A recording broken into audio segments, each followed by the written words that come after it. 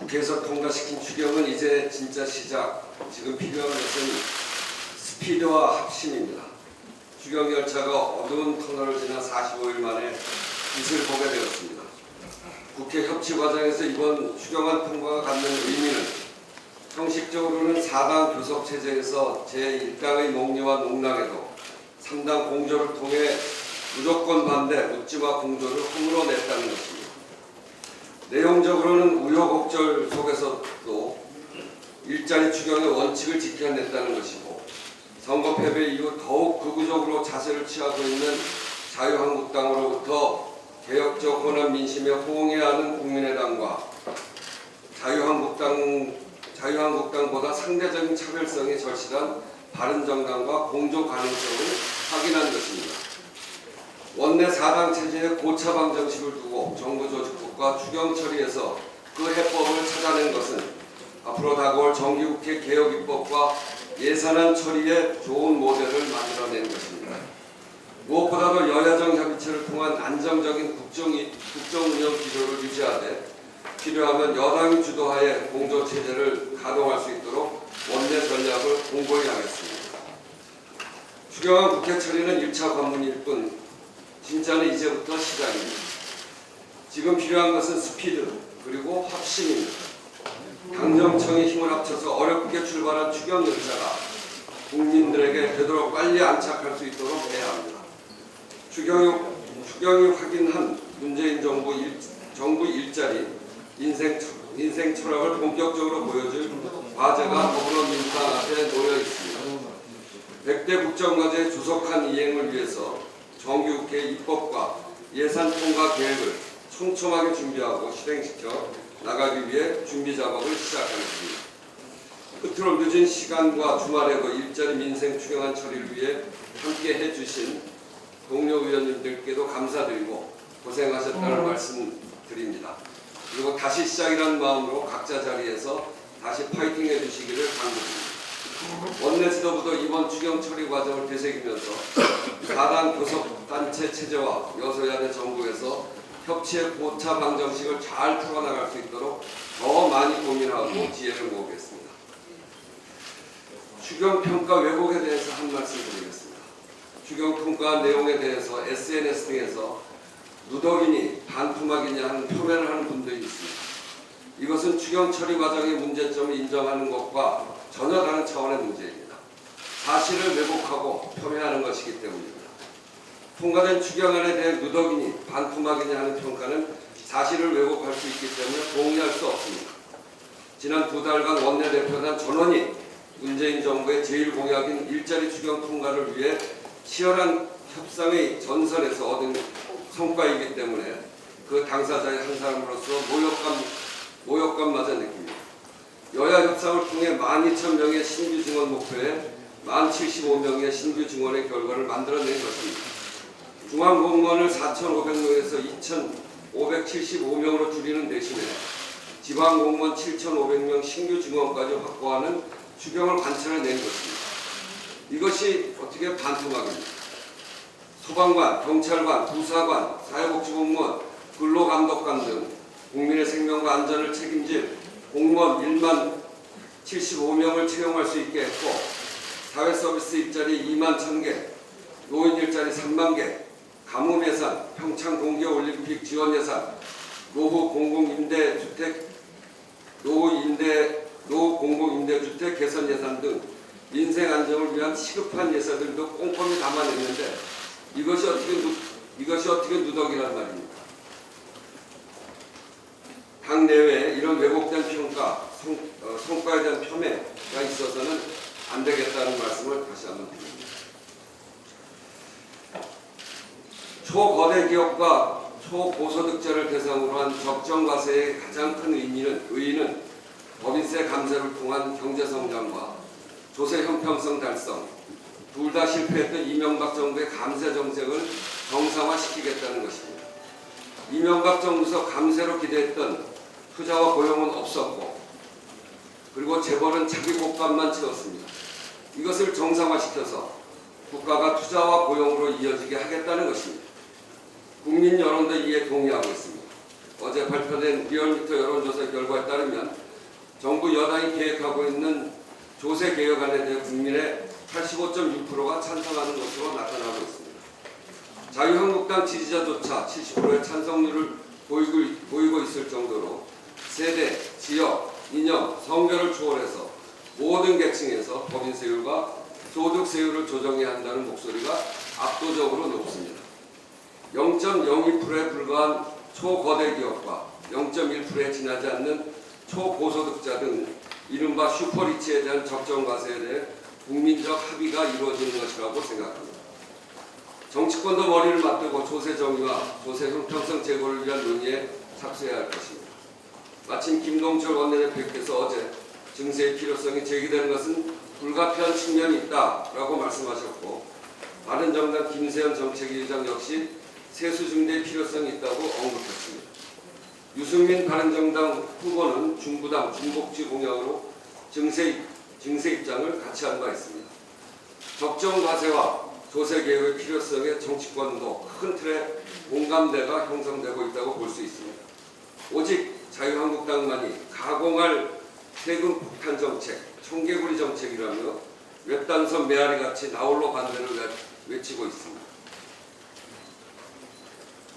박근혜 정권 담배값 인상으로 2년 동안 22조의 담배세 폭탄을 서민에게 떠안긴 자유한국당이 세금 폭탄을 운운할 수 있겠습니까?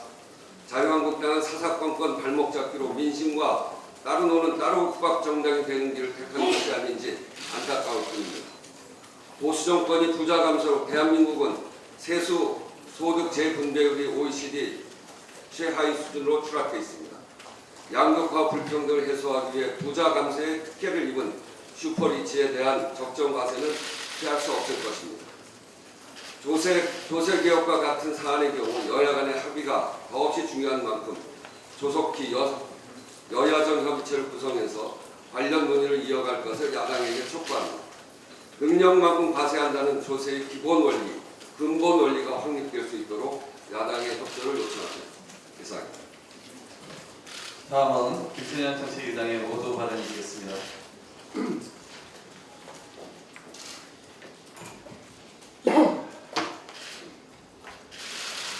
오늘 국무회의를 통해서 새 정부의 경제정책 운영 계획이 수립되고 발표될 예정입니다. 아시다시피 어저께 당정 협의를 통해서 새 정부의 경제정책 운영 계획에 대해서 당정이 머리를 맞대고 논의를 한 바가 있습니다. 결론적으로는 이 경제 패러다임의 전환과 경제 패러다임이 획기적으로 전환된다, 이런 겁니다. 새 정부는 저성장과 양극화를 극복하고 공정한 세상, 살기 좋은 나라를 만들어 나갈 것입니다. 사람 중심 경제에서 가계소득은 새로운 경제성장의 동력이 되고 모든 경제정책의 방향은 좋은 일자리를 만드는 것에 초점이 맞춰질 것입니다. 어려운 일들이 산적해 있으나 당과 정부는 하나가 되어서 힘차게 추진해 가겠습니다. 무엇보다 어렵사리 통과된 추경이 제대로 효과를 발휘할 수 있도록 협심해서 신속하게 집행하겠습니다. 앞으로 새 정부가 추진할 100대 국정과제를 비롯한 많은 계획과 실천들에 대한 국민 여러분들의 끊임없는 관심과 격려를 부탁드립니다. 세제 개편과 관련해서 말씀을 드리겠습니다. 27일 다가오는 목요일에 세제 개편 방안과 관련해서 당정 협의가 예정되어 있습니다. 이와 함께 문재인 대통령께서는 27일과 28일 양일에 걸쳐서 대기업 총수들과 회동을 갖고 당면한 경제 현안에 대해서 논의하는 시간을 갖기로 했습니다. 초우량 대기업과 초고소득자들에 대한 증세에 국민적 관심이 매우 높은 것으로 나타나고 있습니다. 방금 원내대표께서 말씀하셨지만 국민의 85.6%가 이 조치에 찬성을 하고 있습니다. 모든 직업군에서 찬성이 반대보다 훨씬 많았고 지역과 이념의 구분 없이 압도적입니다. 새로운 나라로의 변화를 요구하는 국민의 바람이 아닌가 이렇게 생각을 합니다. 이런 마당에 세금 폭탄 운운하는 정치 공세는 국민에게 전혀 설득력을 갖추지 못하고 있다 하는 것을 자유한국당도 분명히 인식을 해야 할 것입니다. 이번에 논의되고 있는 증세 방안은 기존의 부자 감세를 정상화한 착한 과세입니다. 초우량 대기업이 법인세를 적정 수준에서 좀 더 부담한다면 기업이 사회적 책임을 다하고 있다. 이렇게 국민들은 평가를 할 것이고 기업이 국민들로부터 훨씬 더 많은 사랑과 지지를 받을 수 있는 토대가 마련이 될 것입니다. 초고소득자가 적정 수준의 소득세를 더 부담한다라고 한다면 국민들은 노블리스 오블리제를 실천하고 있구나 이렇게 평가해 주실 거고 부자들이 국민들로부터 더 많이 존경받을 수 있을 겁니다. 그래서 우리 사회에 사회적 자본을 더 확충하는 그런 계기가 될 것입니다. 우리 더불어민주당은 정부와 함께 조세정의를 실현해서 우리 사회가 더욱더 화합하고 공정하게 바뀔 수 있도록 최선의 노력을 다하겠습니다. 어제 신고리 569기 공론화위원회가 출범하고 활동을 시작했습니다. 공론화위원으로 위원장의 김지현 전 대법관 외 인문사회, 과학기술, 조사통계, 갈등관리 분야 전문가 8인이 구성이 됐는데요. 공론화위원회의 역할에 대해서 일부 오해하고 있는 분들이 있는 것 같습니다. 공론화위원회가 신고리 569기 중단 여부를 결정하는 것이 아니고 향후 구성될 시민 배심원단이 결정을 합니다. 공론화위원회는 향후 3개월간의 사회적 원육 과정을 공정하고 투명하게 관리하는 것이 사명입니다. 신고리 569기 공론화는 불필요한 사회적 갈등을 줄이고 시민의 참여를 확대하기 위해 수기민주주의 방식을 적용하는 것입니다.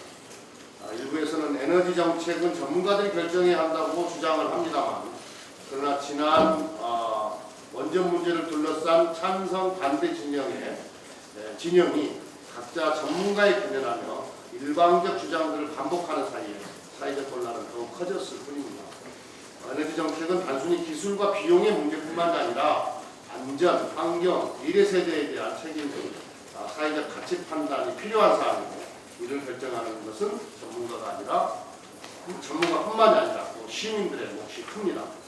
공론화위원회는 시민 배심원단이 충분한 학습과 토론을 통해 결정을 내릴 수 있도록 찬성, 반대 모든 전문가들의 견해와 자료를 평등하고 공정하게 제공할 것입니다. 정치권과 언론에 제안합니다. 4대 강사업, 미국 소고기 수입 등 정치권과 언론이 사회적 갈등을 부풀려왔던 안타까운 과거를 되풀이하지 않기 위해 과장된 수치와 일방적 홍보는 자제하고 차분하게 사회적 논의를 뒷받침하십시다. Q&A 한두 가지만 더 말씀드려야 될 것 같은데요. 이 국정과제를 발표할 때만 해도 증세는 제로다 이렇게 이야기하지 않았느냐, 왜 근데 갑자기 증세 카드를 꺼내드느냐 이런 비판이 있습니다. 분명하게 말씀드립니다. 국정과제 15번에 과세 형평 제고라는 과제명에 초고소득 과세 강화, 대기업 과세 정상화라는 내용이 포함되어 있습니다. 다만 시기와 세일 등은 국회 입법 등을 감안해서 보수적으로 접근한 것으로 이번에 이 시기와 이 세율을 명확하게 하려고 하는 것이다. 라는 말씀을 드리고요. 법인세 인상이 기업 경영에 부담을 준다는 또 일각의 지적에 대해서 말씀을 드립니다. 법인세는 이익에 붙는, 법인 소득에 붙는 세금입니다. 3% 정도의 인상은 기업 경영에 부담이 되지 않는 수준입니다. 예를 들겠습니다. 세전이익 3천억 원 기업이 추가적으로 내는 세금은 30억 원 정도입니다. 세전이익 5천억 원 기업이 추가로 내는 세금은 90억 원 정도입니다. 세전이익 1조 원 기업이 추가로 내는 세금은 240억 원입니다. 그리고 공무원 17만 4천 명을 늘리는데 24조 원이면 된다고 했는데 예산정책제는 328조 원이라고 한다. 어떻게 된 거냐? 이렇게 또 비판하시는 분들이 있습니다. 예산정책제의 328조 원은 30년 동안의 인건비를 최대치로 임금 인상분까지 다 감안해서 최대치를 합산한 것입니다. 문재인 대통령의 공약 24조 원은 5년 동안의 임기 중 인건비를 추계한 것입니다. 이 30년 합산은 숫자 노름에 불과한 것인데요. 같은 방식으로 국가재정, 그러니까 30년 동안의 국가재정을 계산하면 이건 중앙과 지방을 합친 겁니다. 약 3경에 달합니다. 3경. 30년 동안의 국가재정은 3경이 되는 거고요. 17만 명을 늘렸을 때 인건비는 328조입니다.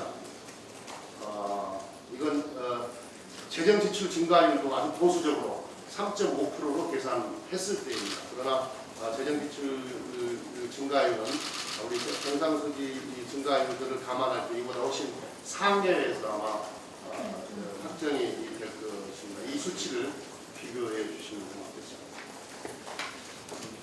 네, 다음은 특별한 발언이 있겠습니다.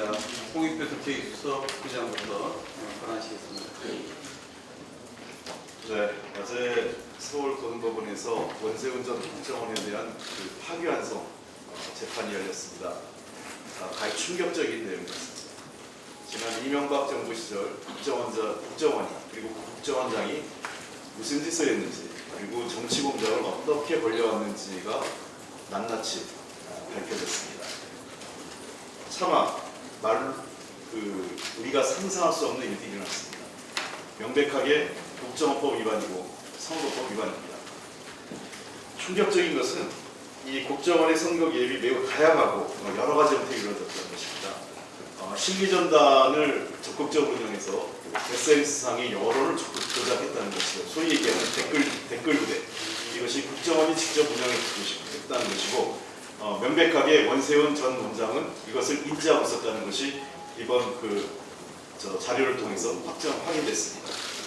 두 번째, 우리가 흔히 알고 있는 보수단체가 매우 적극적으로 야당에 대한 반대 집회 그리고 보수 집회를 주도해 왔는데 이 보수단체에 대한 지원과 관련돼서 국정원이 개입했다는 정황도 확인됐습니다. 이것은 명백하게 국정원법 위반으로 정치 개입인 것이죠. 그 다음에 더 충격적인 것은 언론에 대한 직접적인 공작입니다. 국정원 원세훈 전 원장의 이런 말까지 인용이 됐어요. 기사 나는 것을 미리 알고 기사를 못하게 하든지 노력해서 그런 보도 아니면 그런 보도 매체를 없애버리는 공작을 하든지 이건 매우 충격적인 일입니다. 정말 언론 매체에 이런 일이 있었는지 우리가 사실 한번 확인하고 싶습니다. 기사를 내리고 올리고 국정원이 마음대로 하고 마음에 안 드는 매체를 없애든지 아니면 프로그램을 없애든지 실제로 이명박 정부 시절 그다음에 박근혜 정부 시절에 언론을 무력화시키고 심지어 공영방송 대표적으로 KBS와 MBC를 어떻게 망가뜨렸는지는 우리가 이미 현실을 확인하고 있습니다. 당시 공정 언론을 노력했던 분들이 대부분 현장에서 떠나고 실직당하고 해직당했습니다. 결국은 이 뒷면에는 국정원의 정치 공작, 그다음에 언론 공작이 자리 잡고 있었다고 생각합니다. 저는 법원에서 검찰에서 4년 실형에 4년 자격정지했는데 이것을 부족합니다. 저는 이 조사를 끝내서 안 된다고 생각합니다. 실제로 국정원이라는 기관은 대통령의 지침을 받고 따르는 핵심 기관입니다. 당시 이명박 대통령과 원세훈 전 원장 간에 어떠한 미략이 있었는지, 어떠한 지시와 방침이 있었는지, 이 당시 이명박 대통령은 이 사실을 알고 있었는지, 아니면 자신이 어떤 짓을 했는지에 대해서 검찰이 조사해야 됩니다. 명백하게 원세훈 전 원장 차원에서 끝날 일이 아니라고 저는 생각합니다. 이상입니다. 네, 다음은 윤관석 민생상황실장의 특별한 발언이 있습니다. 예. 문재인 대통령께서 오늘 27일과 28일에 15대 그룹을 만나 일자리 창출과 관련한 논의를 하신다고 합니다. 제1국정 현안 과제인 일자리 상황 개선을 위해 직접 나선 것입니다. 기업의 적극적인 국내 투자와 신규 일자리 창출을 위한 정부의 노력이 결실을 맺을 수 있도록 당정청이 합심해야 할 것이고, 또한 원내 민생상황실도 현장에서 적극적으로 지원을 활동해 나가겠습니다. 그동안 현장과 민생 속에서 신규 일자리 창출에 도움하고 소득주도 성장이라는 정부 정책 기조를 살려내기 위해 민생상황실이 28명의 의원들이 참여해서 48일 동안 부단히 달려왔습니다.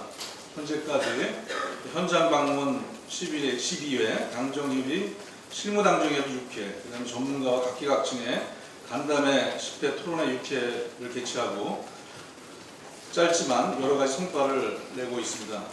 먼저 일자리 창출팀은 발전 5사, 그다음에 LH, 한국공항공사, 수자원공사를 비롯한 공공기관 일자리 창출 간담회를 현장 방문해서 정규직 전환 11,500명과 신규 일자리 창출 161만 명의 결의와 계획, 비전을 확인했습니다. 또한 민생신고팀은 최초로 권익위를 방문해서 간담회를 갖고 민생 개선 권고과제 28건을 확정하고 이에 대한 제도 개선과 입법화 과제를 정리하여 원내와 당에 전달할 계획입니다.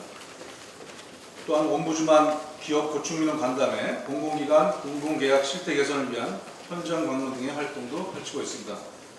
민생 1부팀은 은행권 소멸시효 완성 채권 소각 행사를 실시했고 그동안 약 12조 원 33만 명에 달하는 부실채권 소각을 보고했습니다. 그 외에도 마필사 처우 개선과 석포재련소, 배우조선 등의 현장을 방문했습니다. 생활비 절감팀은 금융소비자 금융비용 경감 방안에 대한 실무 협의와 그리고 휴가 기간에 생활비 절감을 위한 실무 협의, 또한 주부 100인과 함께하는 생활비 절감 콘서트 등을 통해서 국민이 체감하는 생활비 절감 혜택을 높이기 위한 활동을 꾸준히 펼쳐왔습니다. 이런 활동들이 모여서 문재인 정부의 성공과 국민의 민생 현장 상황 개선에 밑거름이 될 것이라고 확신합니다. 또한 정부의 공공부문 일자리 가을 라인이 제시된 만큼 여러 공기업들의 이러한 고용 안정화 작업에 동참하고 그만큼 안정적 일자리들이 수만 개 이상 창출될 것입니다. 민생상황실이 향후 민간기업과의 현장 간담회, 또한 일자리 창출 토론회와 노사 간의 현장에서 다양한 고충들을 포함한 협력의 틀을 가지는 활동들을 지속해 나가겠습니다. 우리 몸이 아픈 곳에 여러 곳이 있습니다. 어떤 시인은 우리 몸의 중심이 여러 개 있겠지만 그 중에서 아픈 곳이 중심이다. 몸이 아픈 거기만 신경이 쓰이기 때문입니다. 국민이 아픈 곳, 민생이 아픈 곳이 우리 문재인 정부의 국정의 중심이고 또한 정치의 중심이 되어야 할 것입니다. 민생상황실이 국민이 아프고 힘든 곳에 달려가서 동참하고 치유와 문제 해결에 답을 내도록 최선을 다하겠습니다. 예, 다음은 제가 간단하게 6월, 7월 임시와 관련해서는 총평을 내리고 현안 발언을 좀 내보겠습니다. 지난 6월, 7월 임시에는 요소 야대 하에서 또 사당 교섭단체 체제 하에서 한편으로 가능성의 예술이 일어났다고 봅니다. 특히 이번 7월 임시회에서는 세 가지 교훈을 얻었습니다. 첫째는 자유한국당이 약속을 뒤집고 본회의장에서 철수하는 즉 노쇼를 보여주면서 자유한국당은 국회 약속보다는 문재인 정부를 반대를 위한 반대하는 그런 정당의 점을 국민에게 확인시켜줬습니다. 이런 행태에 강력히 항의 의사를 밝히면서 향후 국회 협의과정에서 이런 부분이 더 이상 반복되지 않아야 한다는 것을 강력히 촉구를 합니다. 둘째, 국민의당과 바른정당과 협력해 나가면 앞으로 이런 증세나 체제임금과 같은 그런 여러 가지 주요한 현안에 대해서도 또 입법 문제에 대해서도 충분히 협력할 수 있겠구나 하는 그런 노하우 또는 자신감을 갖게 됐습니다. 야당과의 정책 협의 틀과 창구를 보다 구체화시켜서 협치해 나가겠습니다. 셋째, 국회 표결 처리는 끝날 때까지 끝난 게 아니므로 사소한 방침도 금물이다라는 뼈아픈 자성을 갖게 했습니다. 내부의 경각심과 결속을 더 다져 나가겠습니다.